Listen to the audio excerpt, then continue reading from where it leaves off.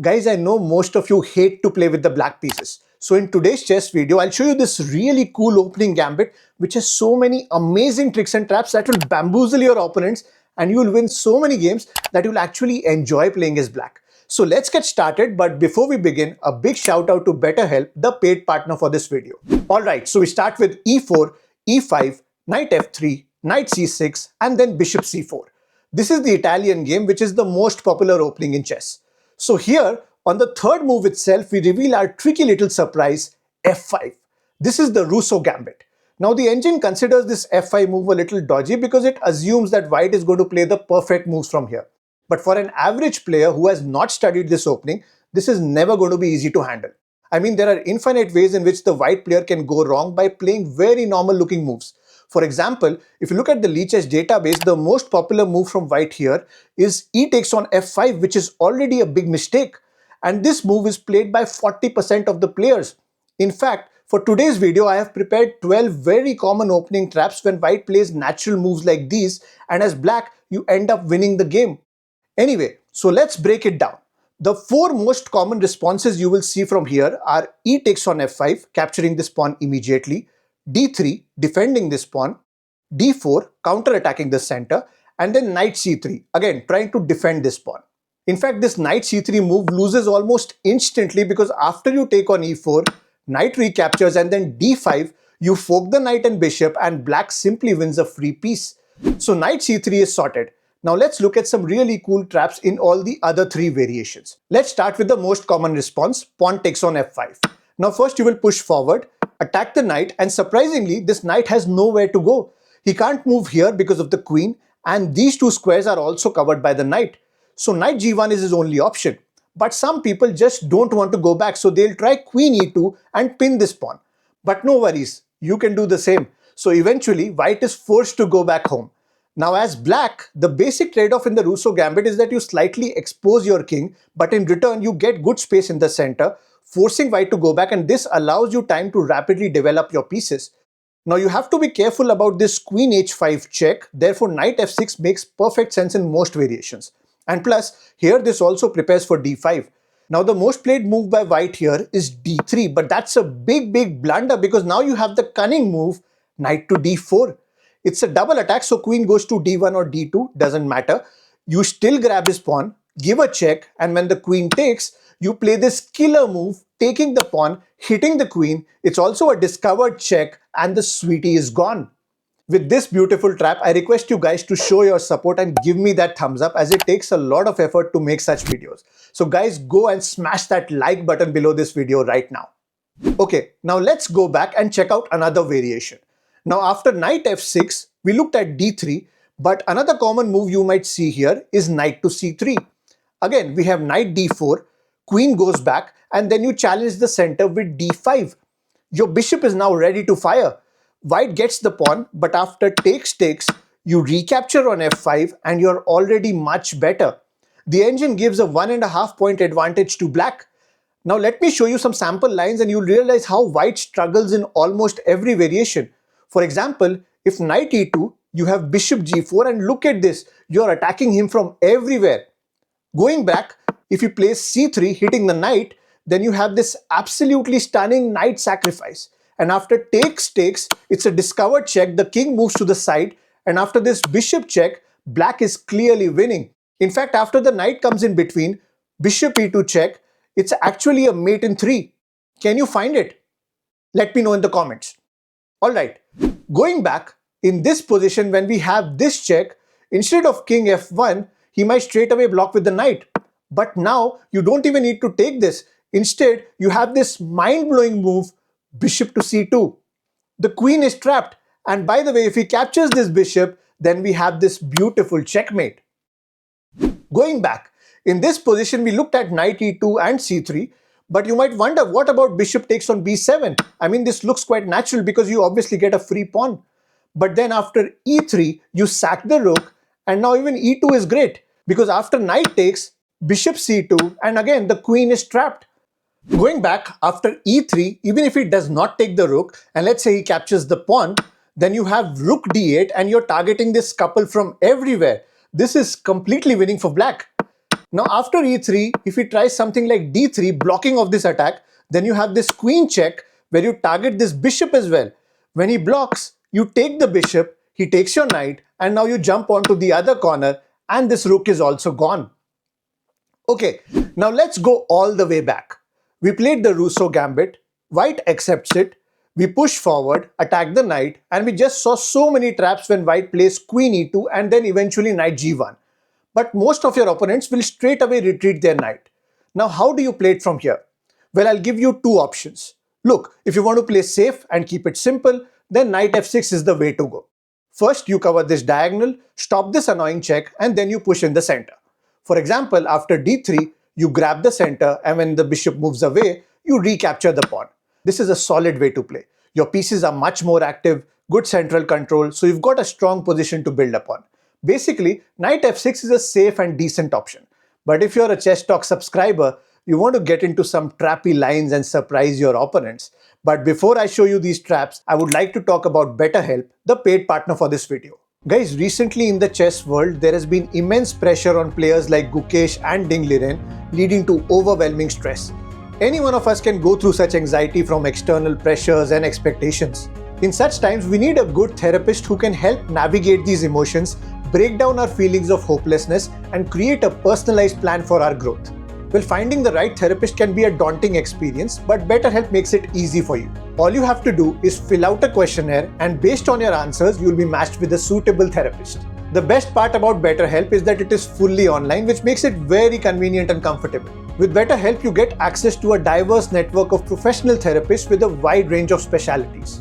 And if it's not the right fit, you can easily switch therapists anytime at no extra cost. And plus, BetterHelp's customer support team is always there to help you. With over 7,000 reviews and a rating of 4.5 on Trustpilot, BetterHelp is a platform you can trust. So if you're feeling stuck, anxious, or just stressed and you need therapy, then BetterHelp is the place for you. Just click the link in the description or go to betterhelp.com/chesstalk, and using this link, you'll get 10% off on your first month. So guys, do check out BetterHelp, and now let's get back to the video. Alright, so after the Rousseau Gambit, white takes the pawn, we advance further, and the knight is forced to go back. Here, I suggested the move knight f6, which is a simple and safe option. But now, let me show you some cool little traps, and for that, you need to forget about this diagonal for the moment and attack right in the center. This bishop is hanging, so the most common response is to simply pin the knight. And then here, you'll play the brilliant move, queen to g5. He exchanges the knight for the bishop, and now he has to do something about this pawn, so g3 is the most obvious response. But then you simply pick up this pawn, all these squares are now weak, the bishop can attack like this, the rook has this open file, so all in all, this is a great game to play as black. Therefore, in this position, white can sometimes try to hold on to this extra pawn. So g4 seems like a logical move. This pawn is defended and now even f5 is defended. But that's again a mistake because you can still take this pawn, give up the bishop, and after queen g2, white just loses his rook. Even if he tries queen h5 check, you just sidestep the king. If he goes after your bishop, just move the knight and eventually you will get your opportunity. In fact, here you can even play knight g4 and tighten the screws on your opponent. This is just curtains for white and you should easily win it from here. Okay, now let's go back and check out another trap. After white takes e4, the knight retreats, then d5, and here we just looked at bishop b5. But sometimes your opponent will see this open diagonal and immediately jump in with queen h5 check.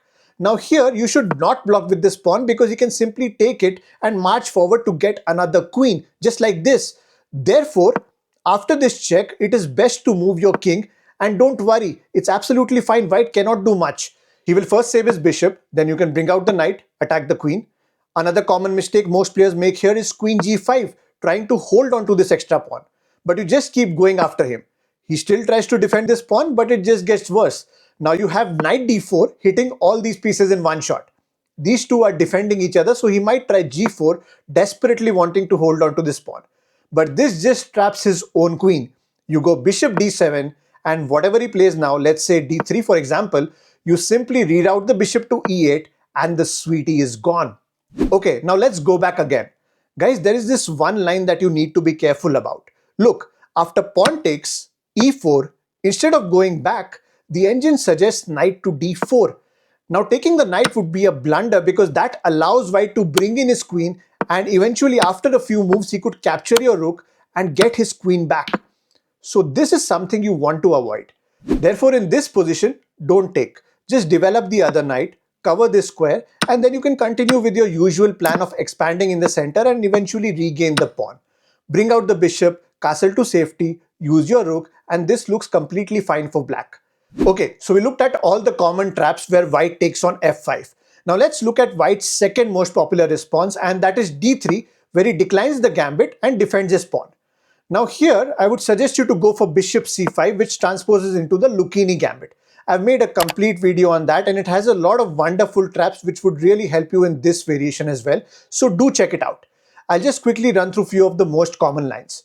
For example, if white is in a hurry to attack, you can cut off his defense. He will anyways get in, forking the queen and rook, but then you have queen h4 and now white needs to do something about his f-pawn. If he tries castling, you join in with your knight as well. This already looks pretty scary for white. You can finish him via h2, so h3 is obvious, but now you grab the other pawn. He has to take because if he doesn't, we have a beautiful checkmate just like this. Therefore, capturing the knight is forced. Queen takes, the king runs to the corner, and then you have another deadly pawn move. He can't take with the queen because then we have a checkmate like this. Therefore, pawn takes, and then we have d5 activating the other bishop as well. And once the bishop gets in, the game is just over on the next move. It's an unstoppable checkmate. Okay, now let's go back. After queen h4, another way to defend is to bring out the queen. But here again, you follow the same game plan. Attack the center, activate the bishop, let him take, and go after the king with your entire army. In fact, in some of these variations, the queen will also be trapped. Alright, in this position, you can also expect a move like g3, but even that's easy to handle. Just move into h3, knight takes, and then again d5. When he captures the pawn, you again have bishop g4 and white is just helpless. For example, if he blocks like this, you simply take the other pawn, sack the bishop, and advance forward. The rook is gone, the king is vulnerable, so it should be an easy win from here. Going back, even if he exchanges his bishop for the knight, and then let's say he moves his queen out of the filing line, just get into his territory, target the rook, and double down on your attack. It's just a matter of time. Eventually, your opponent will succumb to the pressure, and as you can see, black is clearly winning. Going back, after f5, when white plays d3, our strategy is to transpose into the Lucchini Gambit. Now here, we just looked at knight g5. What if he just captures this pawn? Well, then you continue with your usual plan of expanding in the center. Now by pinning the knight, he wants to eliminate this pawn. No problem, you just play knight e7. The idea is to castle quickly, and after he exchanges the knights, the bishop goes back, and now you have this brilliant move, bishop f7 check. Even though you give up the bishop, this king is now out in the open. Your queen can jump in any time. You have these discovered attacks, you can literally tear him apart from all sides. All in all, it's a fantastic game to play as black. Okay, now let's go all the way back. In the Rousseau Gambit, we looked at all the ideas after white takes this pawn or after he plays d3. Now let's look at the third move, and that is d4. This is the move that the engines consider the best for white. So let's review this in detail. Firstly, let me clarify, you will not see this move that often. In fact, when I looked at the database, it was hardly played 10% of the times. And even if your opponent plays this, he will most likely struggle in his next few moves unless he has studied this opening in detail. Anyway, so what do you play here? Well, basically, you have two options. You can take either of these pawns. If you want to play safe and probably the more solid move, then taking on d4 is the way to go. But if you're looking for a quick win and you don't mind taking some risk, then capture the e-pawn. Most likely he'll take with the knight, and now again we have d5. Even though we threaten his bishop, it's very tempting for white to play queen h5 check. And most players actually go for this. But that's a big mistake. Let me show you why. Look, you block with g6, and when knight takes, this may look ominous for black. Your opponent might even be celebrating. But knight f6 counter strikes. We hit the queen. He has to maintain this pin, so queen stays on the h file. There is this one variation where you can actually give up your rook for the knight. You don't even need to take this bishop. And if he saves this, he actually falls for the trap.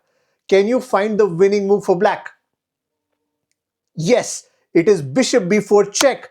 You have a discovered attack on the queen and this beautiful lady is eliminated from the board. Alright, instead of taking this knight, you can complicate the game even further by playing knight to d4. Just look at this position, it's complete chaos on the board. Here most players go for bishop b3 because they feel these pieces can defend each other. But now you reposition your knight to the other side of the board. The queen tries to stay on the h file and now after knight e7, it's a double attack and wherever the queen moves, you simply grab the knight for free. In this position, even if it does not save the bishop and let's say he captures the rook, that's even worse because now you jump in with a check. If king goes to f1, you pick up the bishop first and later you can grab the rook as well. With so many attacking options, it's a dream game to play as black. Now after this check, if he comes to d1, then he can pack his bags and go home because it's all over for white. Just eliminate the bishop, that's a discovered check, and after he grabs the knight, queen d3 is actually a stunning checkmate. Okay, now let's go back and look at the second option. Instead of taking the e pawn, you can take the other pawn. And there are some traps here as well. For example, the most common move you will see here is knight takes on d4 because it is defended by the queen. Next, you have to prevent this check, so knight f6 is a good idea. He'll pick up another free pawn, which is actually a mistake because this allows you to neutralize white's advantage by playing d5. You open up the game and threaten all his pieces. A usual continuation from here could be something like this, where we exchange the knights, you trade off the queens, castle on the queen side, develop with tempo, he blocks the check, you threaten a fork, the pawns are exchanged and eventually you end up with this massive lead in development and multiple attacks on all his pieces. Sometimes after you take the d pawn, white might decide to capture your f pawn. It's a very natural looking move, but again, it's not that great because your same plan of d5 works here as well. You target the bishop, you target the pawn, and this gives easy access for your bishops to control the game. Alright, now looking at all these traps, you might be wondering, how can the white player counter the Rousseau Gambit? What if someone tries this against you? Guys, don't worry. Let's turn the tables and I'll show you the best strategy for white. Okay, now after f5, d4 is the move I would recommend. From here, I'm expecting black to capture one of these two pawns because these are his best options. If he captures the e pawn, you take with the knight, he pushes in the center, and now instead of trying fancy moves like queen h5 check, your best bet is to simply save the bishop and pressurize this knight. And once black goes on the defensive, focus on king safety and development. You can even try moves like c4 to challenge the center, and getting rid of the knight is also a good option. And if you see now, you've navigated the opening with a better game. Now in this position, if he captures the d pawn, you have to avoid the temptation of grabbing these pawns immediately. e5 is actually the best move here because it cramps up black's pieces. Now even if he tries this d5, you can easily capture en passant. King safety is important, so castling is a good option. And now slowly you can start taking control. Just try to challenge the center and beware of these weak squares around the king. The key is to have patience, build pressure and avoid premature attacks. Alright guys, thank you for watching this video and do leave a positive comment if you learned something new. That really motivates me. And before we end, as always, it's puzzle time. In this position, it is white's turn and you need to find the best move for white. Share your answers in the comments. Let's see how many of you get this right. Guys, do subscribe to the channel and I shall see you in the next one.